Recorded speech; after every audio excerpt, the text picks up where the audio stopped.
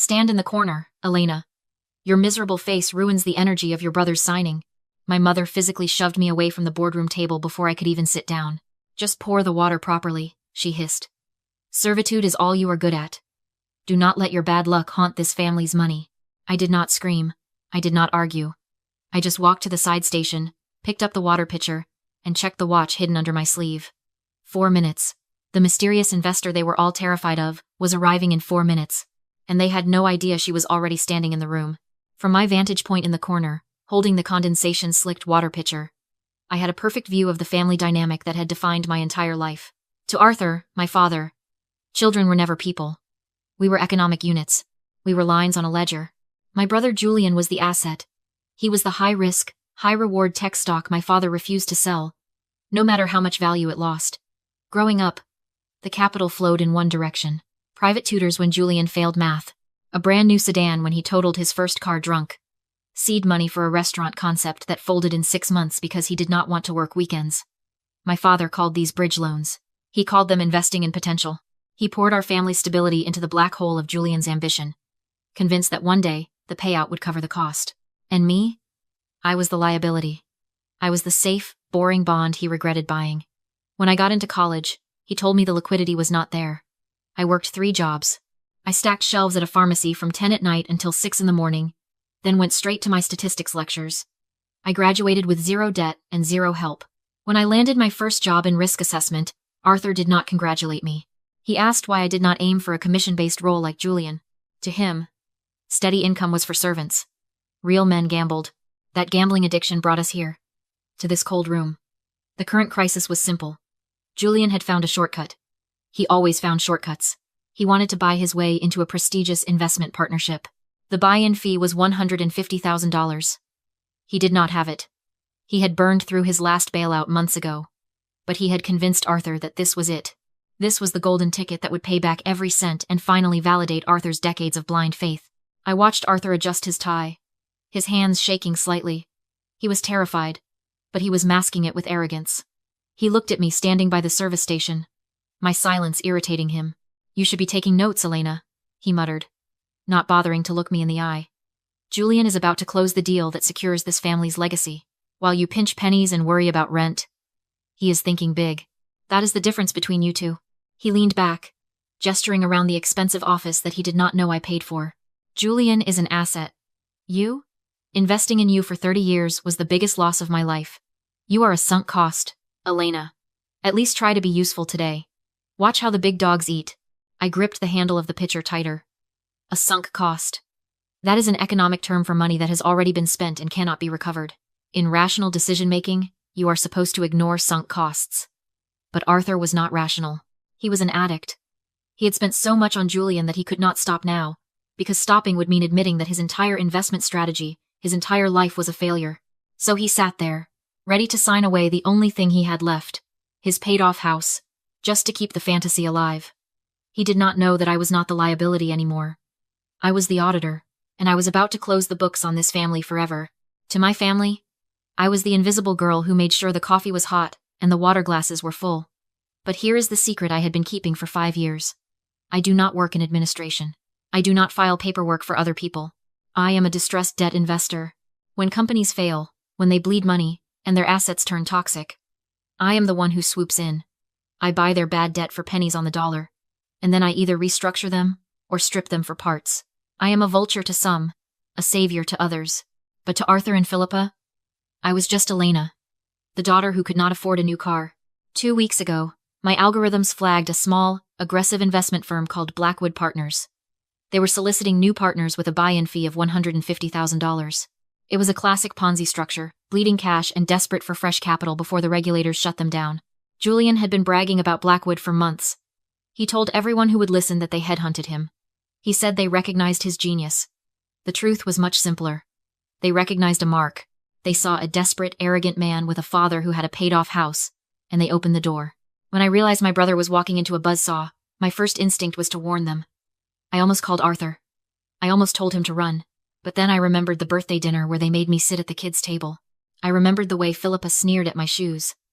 I remembered Julian laughing when I told them I got a promotion, asking if I was finally allowed to use the color copier. So I did not warn them. I bought the buzzsaw. Using a shell company, I purchased the controlling debt of Blackwood Partners 48 hours ago. I did not just own the debt. I effectively owned the firm. I controlled the board. I controlled the hiring process. And I controlled the man walking through that door in 3 minutes. Mr. Sterling was not a senior auditor. He was my head of security and compliance. I had given him very specific instructions. He was to demand proof of liquid assets. He was to push Julian until he panicked. I watched Julian from my corner. He was sweating through his dress shirt.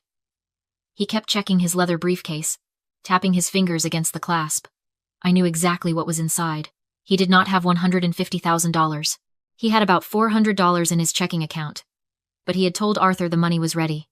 He had told the investors the money was ready. To bridge that gap, he had done something incredibly stupid. He had taken a PDF of his bank statement, opened it in an editing program, and added 3 zeros. He had printed it out on high-quality paper, convinced that a piece of paper would fool a multi-million-dollar audit. He sat there, clutching his briefcase, terrified that the deal would fall through, but completely unaware that the real danger was not losing the deal. The danger was the sister standing 5 feet away, waiting for him to hand over a forged document that would turn his desperation into a federal felony. The trap was set. All he had to do was walk into it. The heavy glass door swung open, and Mr. Sterling walked in. He did not look like an auditor. He looked like a verdict. He was a large man in a charcoal suit that cost more than my brother's car, carrying a leather portfolio with the indifference of someone who ruins lives for a living. I had hired Sterling 3 years ago from a top forensic accounting firm. He was loyal, efficient, and terrifying. Today, he was playing his role perfectly. He walked straight past me without even a glance, treating me exactly as my parents did. As furniture. He extended a hand to Julian. "Mr. Julian," Sterling said, his voice deep and smooth. "I have heard a lot about your ambition." Julian stood up too fast, knocking his knee against the table. "Mr. Sterling." "Yes, it is an honor. My father, Arthur." Arthur beamed, pumping Sterling's hand. "We are ready to move forward. My son is very excited about this partnership." Sterling sat down, opening his portfolio. The air in the room grew heavy. Excitement is good. Solvency is better. We have a tight window to close this round of funding. I assume you have the liquidity proof we discussed? From the corner, my mother snapped her fingers. The sound was sharp, like a dry twig breaking. "Elena," Philippa hissed, pointing at Sterling's empty coaster. "Water. Now. And try not to spill it this time. Honestly, do we have to teach you everything?" I picked up the pitcher. This was the moment where the old Elena would have felt tears pricking her eyes. The old Elena would have felt shame burning in her chest. But I was not her anymore. I was the predator in the room. And silence was my camouflage. I moved to the table. I poured the water into the crystal glass with absolute precision, not a drop wasted. There is a specific kind of power in being invisible. When people think you are nothing, they say everything in front of you. They assume you are too stupid to understand the context. As I filled Julian's glass, I heard him whisper to Arthur, "I fixed the numbers. It looks perfect." I heard Arthur's breath hitch. "You are sure?" "It is a PDF, Dad," Julian whispered back. "They cannot tell." I set the pitcher down and retreated to my station. They thought my silence was submission. They did not realize it was discipline. The dignity of silence is that you hear the things that scream the loudest. Julian cleared his throat, regaining his bravado. He slid a thick, cream-colored envelope across the mahogany table. "Here are the certified bank statements. Mr. Sterling. Proof of $150,000 in liquid cash, ready for transfer." Sterling did not touch the envelope. He looked at me. That was the signal. I stepped forward, keeping my eyes lowered, playing the part of the nervous assistant. "I am so sorry, Mr. Sterling," I said, my voice trembling just enough to be convincing. "I forgot to mention. The document scanner is down. The network is undergoing maintenance." Julian frowned. "So? Just take the paper. Compliance requires a digital original for the blockchain verification." I lied smoothly. "We cannot accept hard copies for the initial buy-in. It is a security protocol." I turned to Julian, offering a helpful, apologetic smile. "Sir, could you just forward the PDF directly from your banking app to this email address? We can process it instantly on the main screen." I pointed to the large monitor on the wall. Julian froze. His hand twitched toward his laptop bag. I knew exactly what he was thinking. He did not have a banking app with $150,000 in it. He had a manipulated file on his hard drive. If he logged into the real bank, he was dead. If he sent the file he made, he was safe, or so he thought. "Right now?" Julian asked, his voice tight. "Time is money, Mr. Julian," Sterling said, checking his Rolex. If we cannot verify funds in the next 10 minutes, I have another partner waiting in the lobby. Panic is a funny thing. It makes you irrational. Julian was so close to the prize, so desperate to be the big shot in front of our father, that he stopped thinking. He pulled out his laptop. He typed furiously, his eyes darting around the room. I watched him open his email client. I watched him attach the file named Capital 1. Statement. Oct. PDF. I watched him hit send. A second later, my phone vibrated in my pocket. Ping. I looked down. There it was. The email. The attachment. The smoking gun. He had not just sent a lie. By transmitting a forged financial document across state lines via the internet to secure a loan, he had just committed federal wire fraud, and he had done it in a room full of witnesses, sending the evidence directly to the device of the woman he called a failure. I looked up at him. He was smiling again, closing his laptop, thinking he had won. He had no idea he had just signed his own confession. Sterling checked his tablet, acknowledging the email receipt. He did not smile. He did not offer congratulations. He simply nodded, as if a man sending a forged federal document was the most mundane thing in the world. The liquidity is verified, Sterling said, closing the folder. However, per the fund's bylaws, there is a 24-hour clearing period for digital transfers. To lock in the partnership seat today before the Asia markets open, we need immediate collateral. He reached into his portfolio and pulled out a document bound in blue legal paper. He slid it across the table toward Arthur. This is a deed of trust, Sterling explained, his voice devoid of emotion. It places a short-term lien on your primary residence at 42 Oak Street. It secures the $150,000 buy-in until the wire transfer clears tomorrow. Once the cash hits our account, the lien is dissolved. Standard procedure for high-velocity deals. The room went silent. I saw my father's hand twitch. This was not just a signature. This was his safety net. That house was the only thing he actually owned, free and clear. It was his retirement. It was his legacy. Arthur hesitated. He looked at the document, then at Julian, and finally, his eyes flickered to me in the corner. I made sure to look small. I made sure to look like the daughter who did not understand finance, the one who was just there to refill the glasses. Is this necessary? Arthur asked, his voice losing some of its boom. You have the bank statement. The board requires hard assets, Mr. Arthur, Sterling said, glancing at his watch. If you're uncomfortable, we can offer the seat to the next candidate. Julian panicked and leaned in. Dad, don't mess this up. It's 24 hours. The money's there. Arthur hesitated, pen hovering. He sensed something was wrong, but Julian knew his weakness.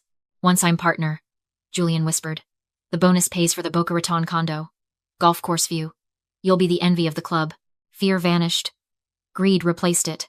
Arthur had spent 30 years betting on Julian. Sacrificed his daughter, his savings, his morals. Walking away now meant admitting his life's work was a lie. His ego wouldn't allow it. This is how men build empires. Arthur sneered at me. We take risks. He signed. Sterling stamped. Clack thud. The deed of trust was recorded. The house was collateral. The trap was sealed. Julian smirked. When I upgrade security at the new estate, maybe I'll hire you, Elena. You're good at standing quietly in corners. Philippa laughed. With a better suit, maybe. I set down the towel, picked up my phone, and walked to the head of the table. Actually, I said calmly, you won't be hiring anyone. I plugged my phone into the monitor. Mr. Sterling. Pause processing. Sterling stopped. Listening. Arthur barked. Sit down. I tapped the screen. Document A. Incorporation records of the debt fund. Arthur read aloud. Elena Vance. I own the firm, I said. Sterling works for me. Silence. Document B. Real-time account balance. $412.06. Julian went gray. Document C. The statement you submitted. I highlighted the metadata. Created in Adobe Acrobat 1 hour ago. Font mismatch. It's a forgery. I faced him. You just committed federal wire fraud. Minimum sentence. 20 years. Arthur dropped the pen. It was a placeholder. Julian whispered. You were going to steal the money, I said. Using Dad's house. I placed 2 documents on the table. Option A. I call the FBI. Julian goes to prison. The house is seized. Arthur shook. Option B. You sign a deed in lieu of foreclosure. Transfer the house to my company. I don't press charges. Julian stays free. You can't, Philippa screamed. You already lost the house, I snapped. Choose who takes it. Arthur looked at Julian. Then at me. He finally understood who held power. Give me the pen, he signed. I slipped the deed into my portfolio. Congratulations, Mom. Bad luck is now your landlord. I turned to Sterling. Wait in the car. If I don't come out in 5 minutes, send everything to the district attorney. He nodded and left. I looked at Arthur. You can stay. I'll cover taxes and maintenance. Hope flickered, but Julian leaves. Today. My condo's foreclosing. Julian cried. Not my problem. You're a liability. I walked out into the sunlight as my parents turned on their golden child. I didn't look back.